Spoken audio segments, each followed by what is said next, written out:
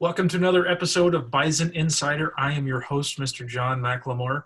Today I'm joined by a very, very special guest, somebody who hails all the way from his house, which, by the way, is right across the street from me. Please help me welcome Mr. David Turnbull. How are you doing, sir? I'm doing great today, John. Thanks for having me today.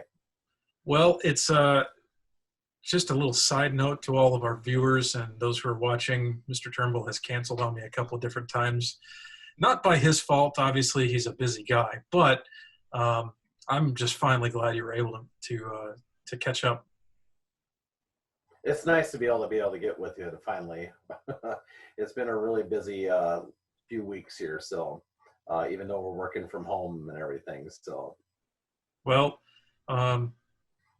let's get to some of our questions, and the first couple of questions are really easy. You don't even have to study for them. So what is your position on center? My position is the manager of safety, security, and fire prevention. Okay. How long have you been working with us?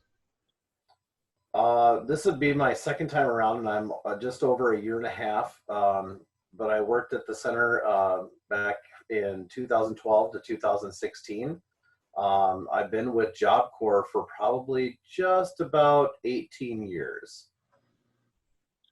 Okay. So nice long time frame there. What was your very first position with Job Corps? I was a security officer that worked at the Hubert H. Humphrey Job Corps Center. That was just down the block from me in St. Paul, Minnesota. Okay. So you started out humble startings and have worked your way all the way up to the top, so to speak. So to speak, yes. So my background was law enforcement and corrections. I found that it wasn't for me. I thought it was maybe we were doing more reactive than proactive. So I kind of fell in by accident to Job Corps because it was so close, and there was a security officer position, and ended up falling in love with the program and the job. Well, we're extremely happy that you're with us and not somewhere else. Those several years without you were definitely excruciatingly painful. So now a little bit onto some more thought-provoking questions. You probably didn't study for these, and that's okay. They're designed to make you think on your feet. So what's your favorite all-time hobby? My favorite all-time hobby is music. And entertainment. You can probably see from in the background there, I have my logo that's up, that my hobby became a second job, and I enjoy being a disc jockey, and I've been a disc jockey for about 20 plus years. Very nice. That's a very nice looking logo too. I wonder where that came from. Well, I have to say thank you, John, for making that first draft for me so long ago, and it took so long for us to actually get it into fruition and actually utilizing it. Yeah, it does. It has taken a few different versions and twists and turns over the years, but I think it looks pretty good, if I do say so myself. Absolutely. Say it all you like. I love it. Thank you. So a rich person offers you a large sum of money. Well, actually an unlimited sum of money. You can spend it any way you want, whatever you want. There's only one catch, though. And that catch is, in order for you to have that money, you have to allow somebody to punch you in the face. Who do you choose and why? Wow. Okay, that's definitely a thinking question. Wow. I would see if I had siblings, I would let a sibling do it. But I don't have any siblings, so I would probably go with my wife. And the reason why I say my wife is I am sure there has been plenty of times she was either wanting or willing to do it free of charge. And I probably deserved it at the time, I'm sure. Yeah, okay. That's a different route than I found this question and I thought it was a pretty good question for you specifically. I actually, had I been in your position answering that question, I probably would have said my youngest daughter because I know she can't hit very hard.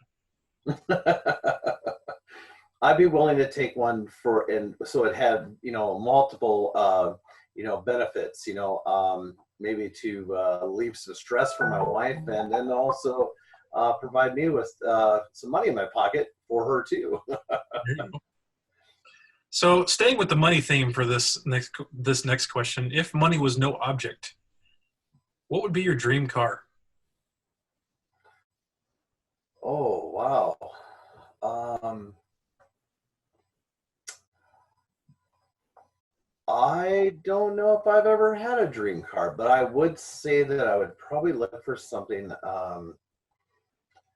I would have to say it'd have to be some kind of muscle car, I think, and it would be newer.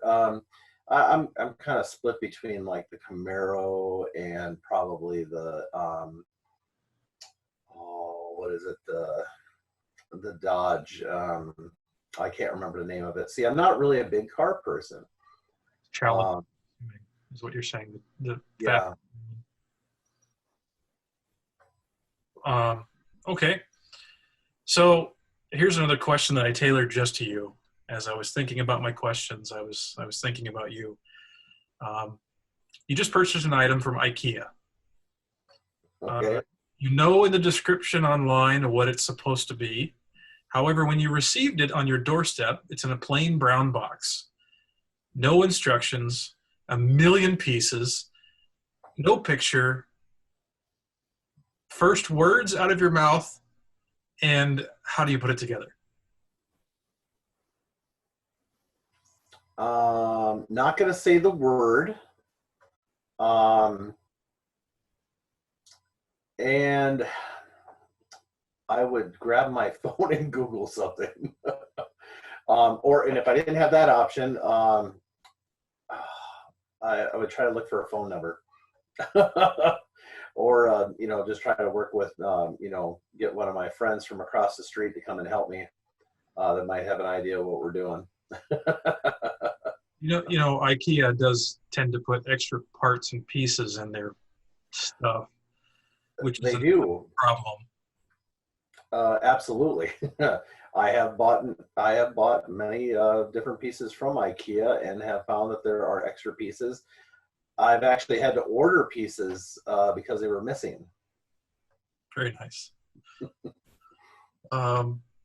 If you could be any animal, male or mammal, insect, whatever, any animal, what animal would you choose and why?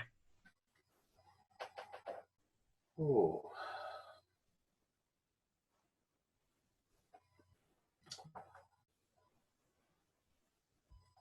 I believe I would probably go with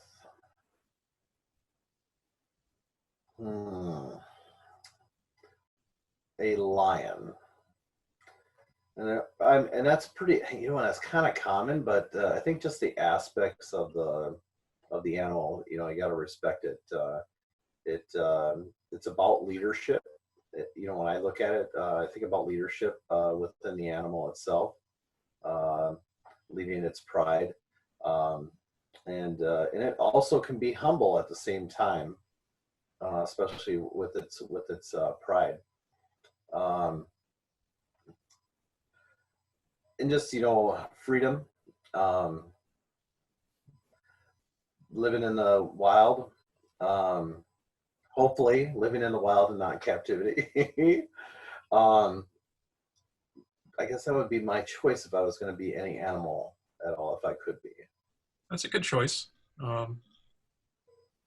Yeah, at least you didn't say golden retriever or something. I mean, that's or goldfish, because I can't remember anything past, so I have to write everything down.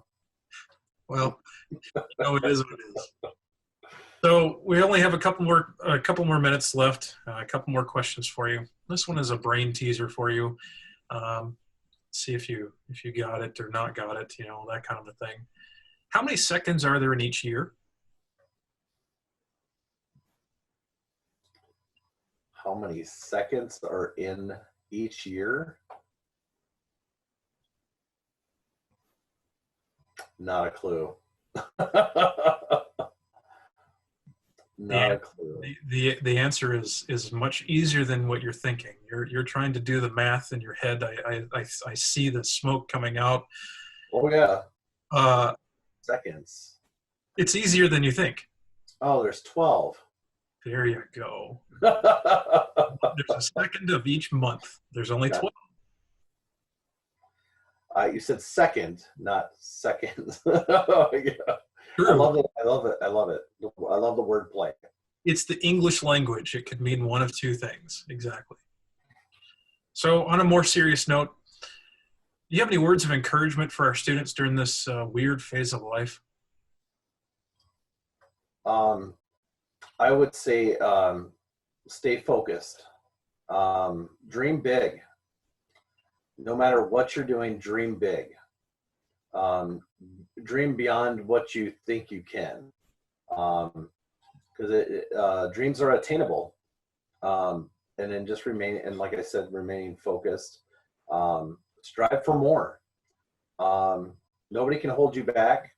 And hopefully we can be part of that support that you need of obtaining those dreams that you don't think you can get. And I look forward to working with any and all the students that go through Job Corps. And one of the other reasons why I fell in love with the program and have been with the program for so long. Okay. Thank you very much for that openness and those good, strong words of motivation. So with that question being asked, that does mean we are unfortunately out of time. Just want to remind everybody who is watching this, share this with your friends, go over to our YouTube channel, check it out. There's more episodes that are posted there and future episodes to come. Also head over to our Facebook page, The Burdick Job Corps Community. Hit that like button. A lot of new information is going to be coming out. It's going to be shared there. And anytime we get updates, that'll be one of the locations we share that information with. And to end this the same way I usually do, one final thought for Mr. Turnbull. You may know this answer, you may not, and that's okay. What do you call a cow who does not produce milk?